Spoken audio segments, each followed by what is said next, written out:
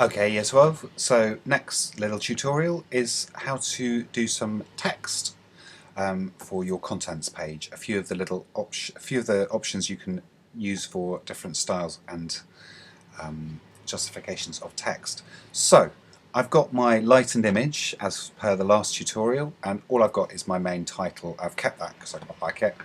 You don't have to, but I have chosen to. And what I'm going to do is now write the fact that this is the contents page.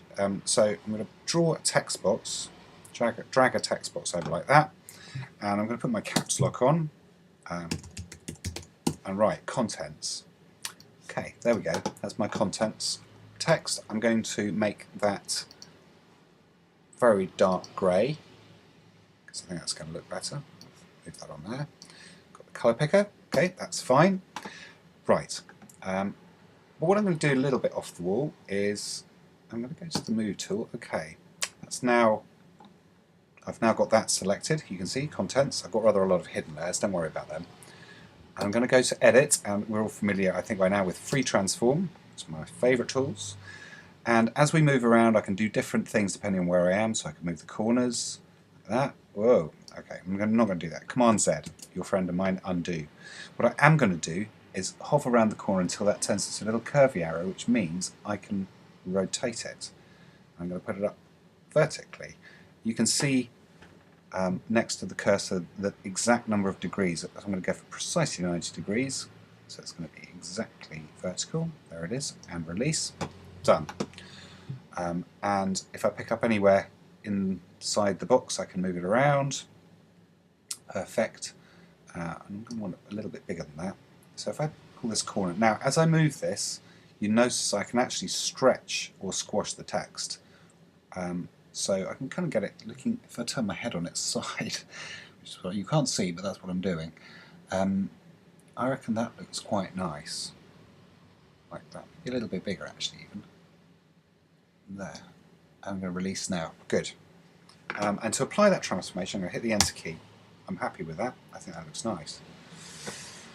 Okay, so I've got my wired and I've got contents. It's all looking quite minimalist. Obviously you can pick up the text tool and start selecting text here and making different colours, different fonts, different weights, all of those things that you're familiar with doing.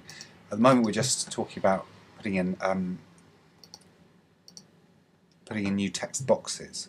So I'm going to pick up another text tool here, and I'm going to put a box in for some of my content, a list of pages, and I'm going to think I want it about that big. That text I can see from the blinking cursor is a bit too big, so I'm going to put it down to reasonable 30 point. That'll do.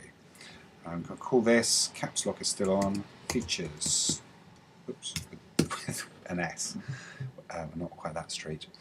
And on page 2 we have tech news.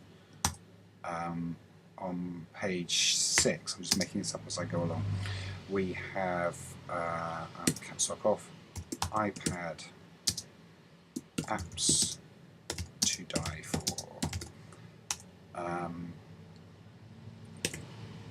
Page 17, 6 lenses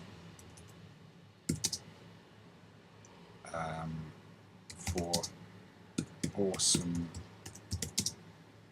photos, whatever, doesn't matter. Whatever you're going to put in there.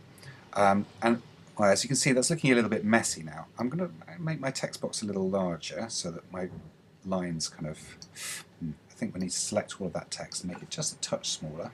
Make it down to 24, see if we can get it all onto one line. Okay, that's not too bad. Still looks a little bit on the messy side. What I'm going to do now, select all this text and I'll say, well actually, everything I want on the right hand side. So up at the top here, and I've talked about justification, you see this button, I can have it all aligned to the left hand side, or I can have it all aligned to the right hand side, which I think looks kind of neat. Or I could have it all in the middle. That's not really something to use on contents pages. We're going to get a bit messy. So there we go. What do you reckon? I think that looks quite nice. Page numbers, and you've probably seen this in some magazines. I'm going to make these bigger, and quite a lot bigger actually. 48 point. Just selecting the number, I'm going to make them double the size. Just differentiate them in the eye of the reader. 48. See, now that looks pretty.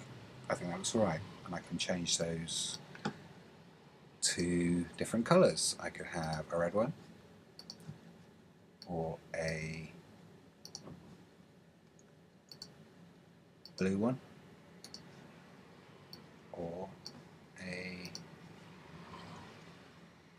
green one. You get the idea? Oh, anyway, some work better than others.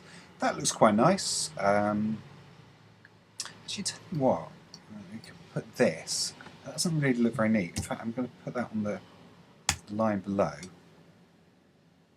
I'm going to put 6 awesome lenses. Oh, I've got lenses in there. 6 awesome lenses for even more awesome photos. But that's all getting a bit not so neat now. I'm going to make this, I've talked about this, a little subtitle.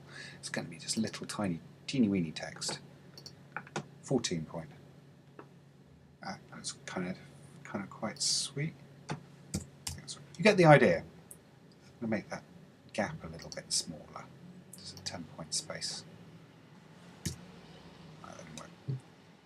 So there we are. And then I can start bringing in images. I can make another text box. So that's out of there, back into text box, and let's draw another one down here. Carry on. Regulars. Text. Still justified to the right and very small. That kind of idea. Oh god, that's that again. Keep it, I like it. 36 point. You get the idea. And we can start writing some in here and more page numbers, yada yada. It's starting to look like a contents page. So that's some ideas for playing around with text boxes, and moving them around, and hopefully will be useful for building some interesting contents. More later.